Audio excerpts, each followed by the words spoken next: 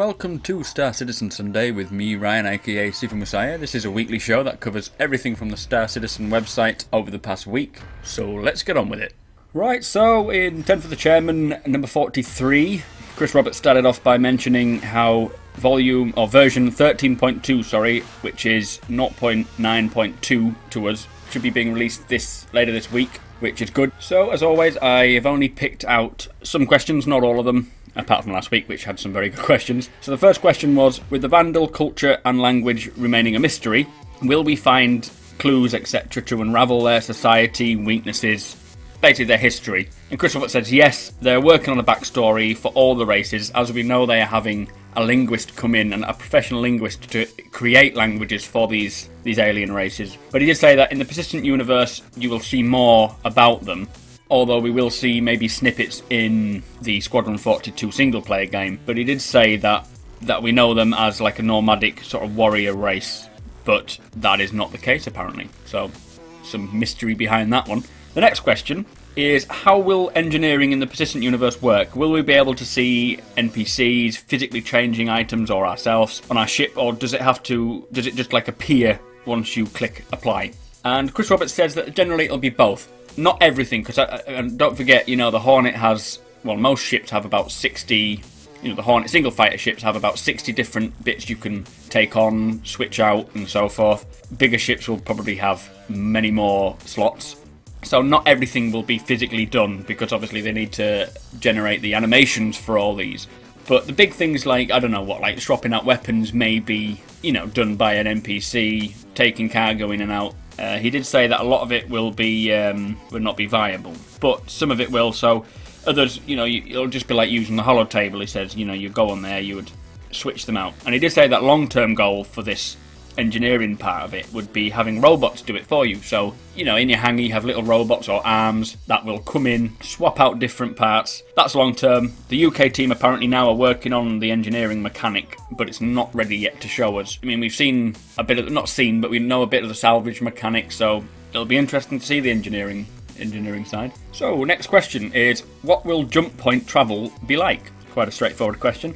Chris Roberts says that it'll be like a tunnel effect. He says the first time through an undiscovered tunnel or jump point is dangerous, as you will have to plot it. You can use, I think there's certain ships you can use that'll have things to help you, that'll record the jump point for you, so that once you've jumped it yourself, which is dangerous because you have to guide yourself. I assume that if you come out of warp and miss the tunnel, then it's, you suddenly slow down, or something, is obviously going to happen to you that's too dangerous. So if you don't feel confident doing it, don't plot it. If you find a jump point, you can call in the jump point boys, get them to come down, if you know any jump point boys, get them to come down and plot it, and then it'll forever be known, or they can keep that a secret and have that as a universe or a new system for themselves.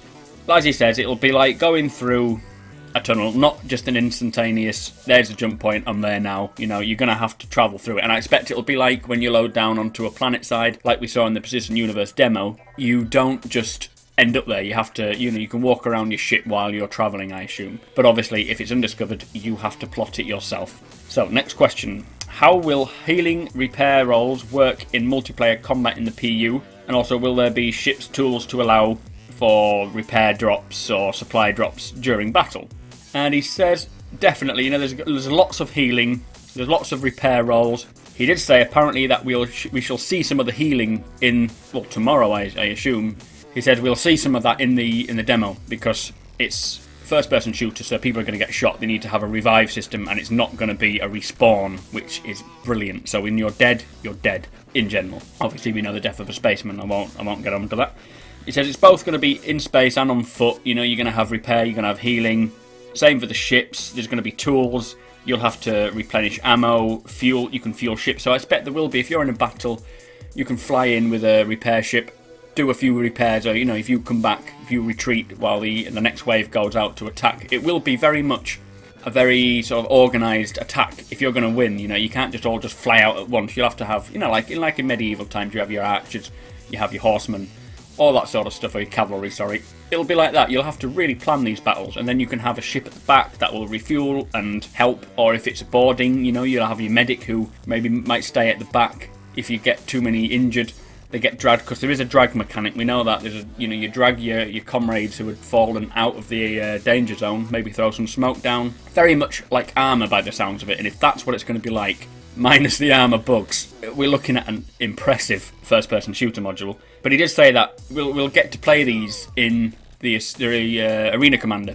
As we know now, we've got the dogfighting module, you know, we've got dogfighting, we've got racing, and all this sort of stuff. Arena Commander's the test bed, so as soon as the first-person module's ready, it'll go into Arena Commander. As soon as they've got the healer mechanic, they'll have these different game modes where attack and defend, healing will be part of it, repairing ships will be part of it. So, I don't know how close that is. Obviously, we know the FPS is coming soon, so hopefully sooner than later. So, next question. How will customising a new ship in the Persistent Universe work?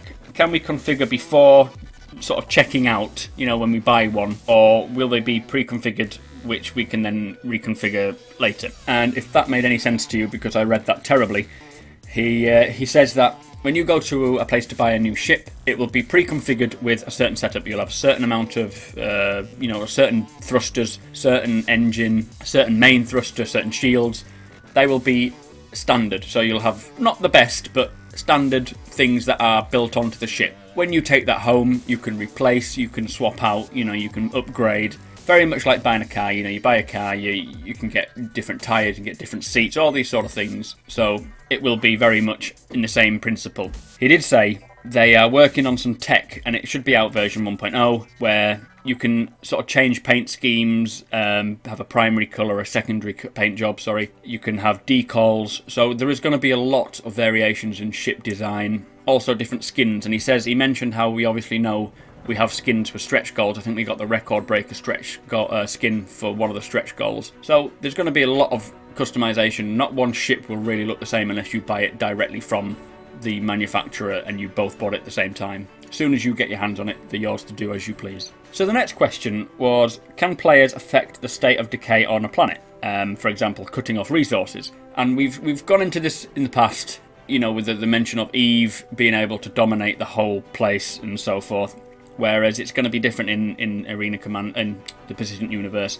Obviously, we know there's instances, so up to 50 players in one instance, maybe more, depending on how well this tech works out. So let's say you're fifth, you know, this one area to get into a planet or a system is being protected by so many people. Then, as soon as 50 people have entered that instance, a new instance will open, which will allow people through, and the people stopping people from getting through will not be in that instance. So there will be resources coming into the planet. However, it will have an adverse effect on it, because although it's not stopping everyone, it will stop a good chunk of them. Let's just say it's a very out-of-the-way planet, not many people visit there. If only 20 people are in the area at the time, then they'll all be in the same instance, so it will stop supplies. I don't know if it is only once it gets to 50 that does it overspill into the next instance, or if it randomises, you know, maybe there's 13 people in one instance and then another person goes into another instance. I don't know that. I think it might be the latter, where once it hits 50 it overflows. But yeah, so there's going to be, it'll make a difference, but it won't make 100% difference. You know, you won't be able to stop everything coming, because if there's any people over 50 people if there's more than 50 people trying to get there, you'll get through. So that was a lot of jargon, wasn't it? And the final question that I picked out was, will NPC crews need to be rotated if they were getting tired? So if you're on a long journey and you have crew members who, you know, are NPCs, obviously not a player, because I don't know how the tiredness will work as a player, but NPCs, there's a day-night cycle, they will have their own routines, they'll need to sleep. Will they get tired, basically? And Chris Roberts says yes, at some level there will be. They will need to rest, and so if you're going on a very long journey, then it'll be necessary to, you know, rotate your crew, stick them in the off-duty area and let them recharge to 100% basically. But the majority of the journeys will not be lengthy like that, you know. It will just be so many hours to get from one point to the next. It's not likely to last you days. However, if you choose to try and get from one system to the next without using jump points, I'm pretty guaranteed it's going to take days. That's been confirmed. So that was 10 for the chairman. Let's move on. So also this week there was a new letter from the chairman as we reached 59 million. Christ, it just keeps going up. Which gives us the Anvil Aerospace Crucible, which is known as the Flying Toolbox, a repair ship. If you didn't catch what that was, I'll put a link in the description. But the 60 million stretch goal is the Aegis Bulldog class. So it must be more classes available somewhere down the line. Twin engine deep space fighter. So it says, reading from the blurb, strike hard from a distance. The Bulldog, a recent design from Aegis, has quickly become Earth's premier deep space fighter. Deep space fighters are typically used to pursue engagements in outlying areas when support from a carrier is not available. Bulldogs are usually flown by ground and station-based naval forces and are widely used by militia squadrons. Specifically designed to operate from planetary bases and engage targets up to a star system's distance, the fighter trades some maneuverability for an extended supply of fuel and munitions, as well as basic survival accommodations for a planet and radar operator. So it sounds like a two-man ship. The Bulldog's RIO operates a turret. Not sure what RIO is. Someone tell me in the comments. The ship's missile loadout, optionally, it says in brackets, and its highly advanced sensor suite. This distinct scanning array gives the dog a particular advantage when fighting in and around an obstacle such as an asteroid field or nebula. Finally, the Bulldog is known to be an extraordinarily sturdy spacecraft with multiple backup systems not commonly found in single-seat ships. Stories of Bulldogs limping back to the base with a single engine and half their fuselage exposed to vacuum has become common as the battle against the Vandal has heated up. Very exciting sounding, that one. I personally didn't vote for that.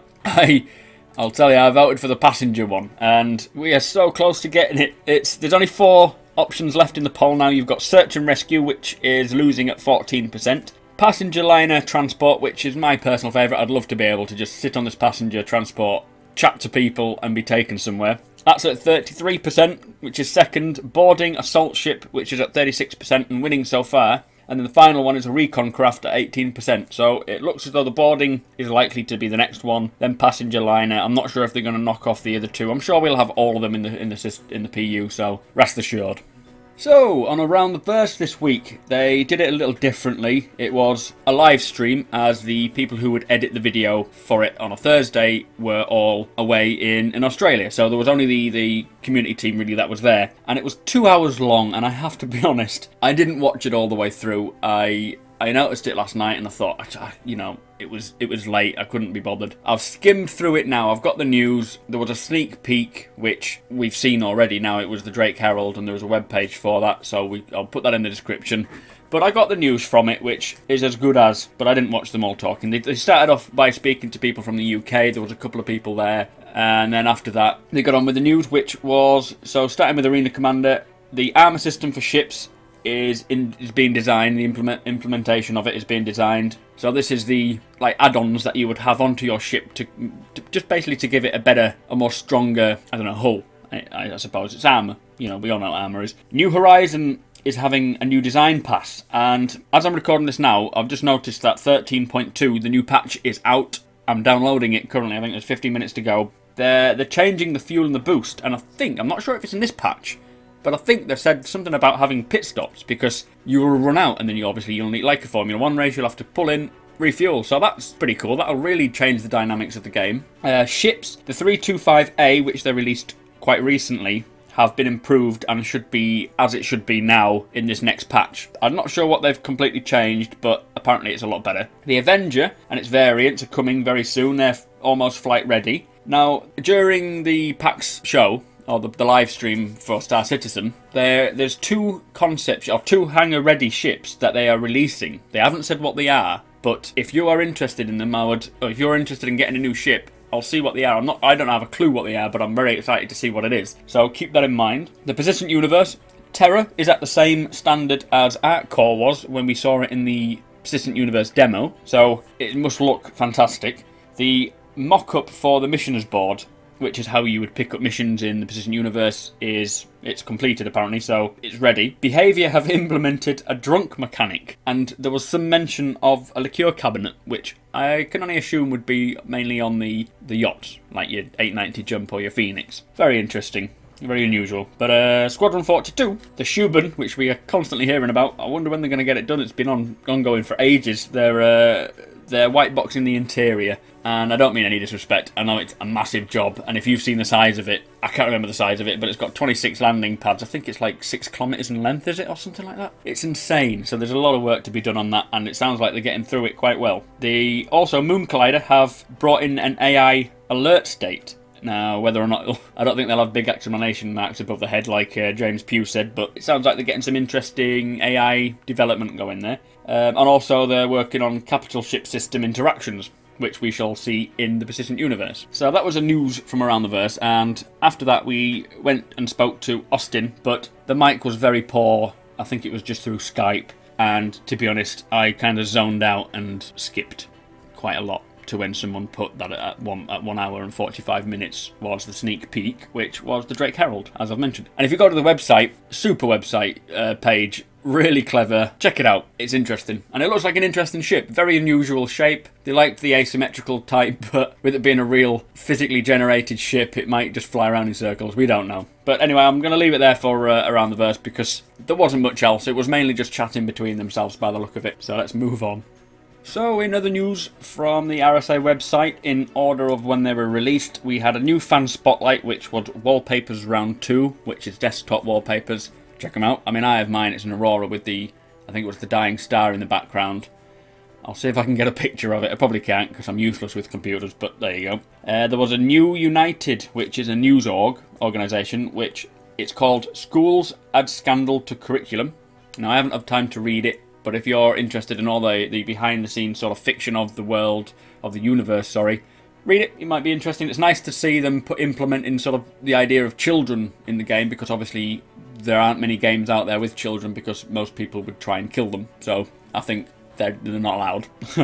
Anyway, New Galactic Guide Tyrannus. Now, with these guides, I'm thinking of doing a separate video for every guide that is, for every system that's there. I know some other people have done them before, but I'd like to do like an in-depth guide as to what each planet is and what systems there are, and you know what planets are in each system and the trade routes and so forth, and you know which jump points will interact with each system. So let me know if you're interested in that, and it'll have to be in my own time. Well, obviously I can't do it in anyone else's time, but it'll have to be as and when I can. But we can start them. Just let me know if you're interested in something like that. There was a Law Builder number 20, which is following on from the Journeyman post, which is called Journeys and Generators. Now, the Journeyman is about the church of the Journeyman and how they have come up with the aspect or the concept of what that and what the followers might do. Very interesting, very nice. I mean, I think they're changing the name from Journeyman to something else. It sounds a lot better with the two they've brought up. But also there was something to do with generators, and this is a chance for the community to get involved and shape the universe and shape how the game is going to be. So if you have an opinion, get in there and just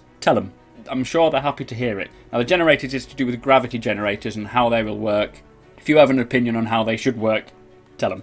After that, there was the UEE intercepted signal, and it's about the Drake Herald. Now, we saw this on the Around the Verse. That was the first time I think they showed it. Now, this is like a detailed picture with the HoloViewer and a really impressive web page. At one point, I thought my computer had broken, but then I realised I was being stupid and noticed the button I could click. So, have a look. If you're interested in that ship, you know, these are the facts and the figures of that ship, so check it out. And finally, there was the release of patch 0.9.2. Now, this has a huge amount of fixes, enhancements. It's got the ITTS enhancement, sorry. It's also improved the targeting HUD. It's got enhanced stick precision as well, which will make using a joystick and gamepad a lot better.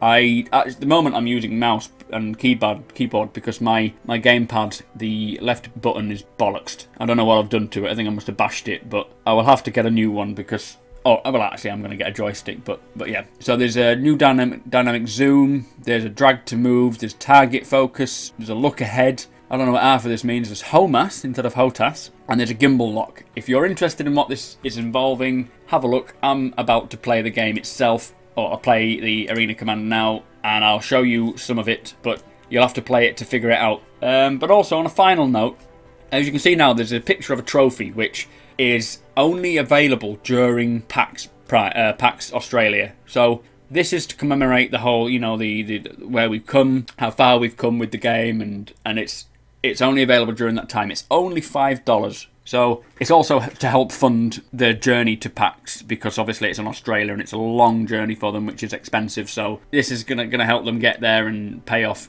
you know, some of that. It's a cool little trophy. It'll be in your trophy cabinet. I've bought one because, you know, later down the road you can say, you know, if this is really a 10-year project, you can say, right, back in 2014 I was there. But yeah, so that was it for for the rest, I think that's it for the whole Star Citizen Sunday. Now, tomorrow is the PAX Australia, starting at 10 o'clock in the morning for me, GMT, and I intend on covering it completely. I will record the live stream, I assume, and I will put up the more interesting bits as quickly as I can, provided it renders and doesn't completely take up all my hard drive. So, subscribe if you want to see all that's happening at PAX. I apologise for the sort of wishy-washy Star Citizen Sunday this week.